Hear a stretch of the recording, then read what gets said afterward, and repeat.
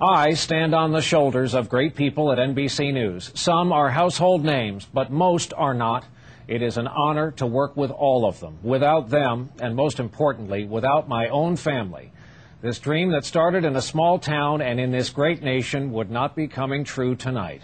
It was very clear all along I had to work. I had to support myself. And I was in a series of jobs, and I had an epiphany that I had to at least try something that I'd always wanted to try. My break came when Betty Endicott, news director at WTTG in Washington, called me into her office and asked me to close the door one day. She said, "Who's the worst reporter on the staff that you've seen?" And I said, "Betty, you're kidding me." She said, "The answer is very important." And I thought for a moment, looked to recheck that the door was closed, and I gave her the name.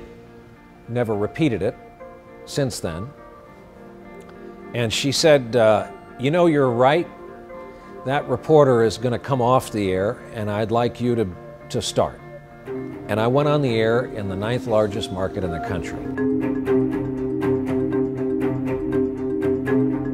All day long, Ernie, it's been a search for information. A 7-story tall section, what remained of the World Trade Center, has now collapsed. Former NSA Director Keith Alexander has said, "You have done," quote, "significant and irreversible damage to the nation." Are you willing and able to take on the political pressures? I don't visualize any period when we'll have to use force. I get to anchor the oldest broadcast on one of the oldest over-the-air television networks inside a building that was built at the height of the Depression in New York City.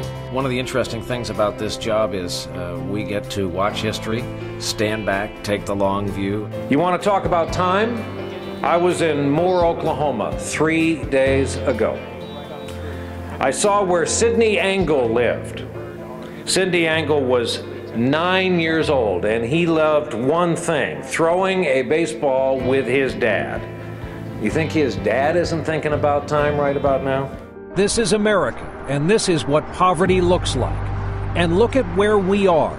That's Philadelphia across the river, muscular, gleaming, and prosperous. And then there's Camden, with those 2 awful titles to its name. It is the poorest city in America, and it's considered the most dangerous city in this country.